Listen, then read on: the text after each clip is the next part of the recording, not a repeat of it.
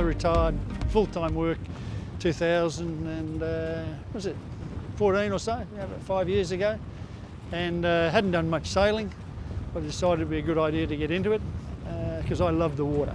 You know, I do a bit of surfing, a bit of skiing, a bit of sailing, so anything sort of in that area I was keen to do. And this is my third boat. I had a Beneteau 423 to start with, and then I got a Jeanneau 42i performance version, RSHYR V, which is really nice. We did well. We did Hamo, Port Stephens, but mainly the regattas and inshore. And then this one, I was watching this one on the market. It came out as a showboat, 2016, I think. It hadn't sold, so early 2017, I put an offer in, and since I've had it, in about a bit over 20, what's it now, about 20 months, we've done 9,500 nautical miles in it. And it's a lovely, lovely boat out in the ocean. It's performs well, as you can see. It's got the twin rudders, quite big in the stern, and she's a lovely downwind boat, good passage maker. It's an Azuri 46, which is a Turkish build, Bob Humphrey design. So it's quite a modern design, and it's got a reasonable sail plan. So it's only an aluminium rig, it's not a carbon rig.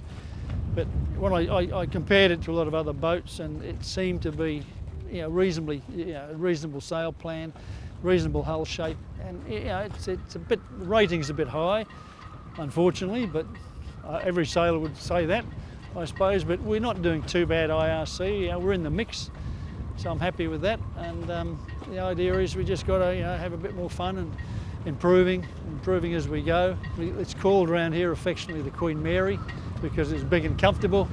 It's not stripped out. It's 11.8 tonne, 46 foot, so it's not. It is as it is. It's a cruising boat that goes reasonably well.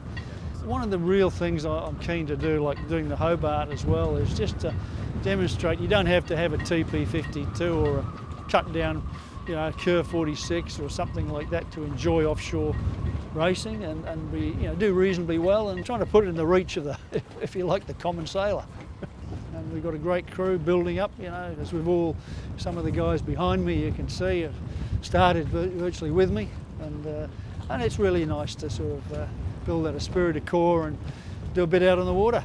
I'll do a bit of cruising afterwards with my wife, because I can handle this quite well, the two of us, very comfortable.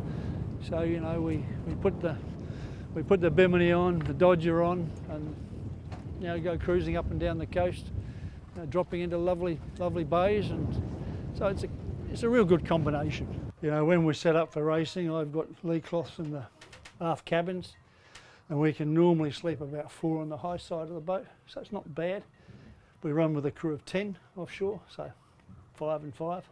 You know, nice big fridge, a couple of them here. I make my famous spag bowl, which, you know, we heat up and it's very nice. And yeah, it's got everything in it, you know. So I don't really try and strip it down too much. You know, when you've got 11.8 tonne, you're dragging through the water anyway. Another 50 kilos is not going to make that much difference to you. Particularly when you look at a crew, you've got bloody near a tonne of weight with the crew. So I think, you know, you just got to keep all these things in balance. Yeah, nice. But, you know, probably the real racing guys wouldn't agree with me, but I'm not up to that level yet. But we've got a lot of storage in here, which is really good, including under the floorboards. And the other thing about this, it's got a whole subframe in here, which makes the boat reasonably stiff, which, you know, when you're out in the ocean, it's pretty important to keep, it doesn't flex too much. So it's really nice. All our sail wardrobe up in the forward cabin. When I'm cruising, that doesn't, I can normally stack about all the sails away under those bunks and under the aft bunks. In fact, I often tell a funny joke that I first thought when I started racing, a pair of braces were pulling your pants up. I didn't realise they had something to do with spinnakers.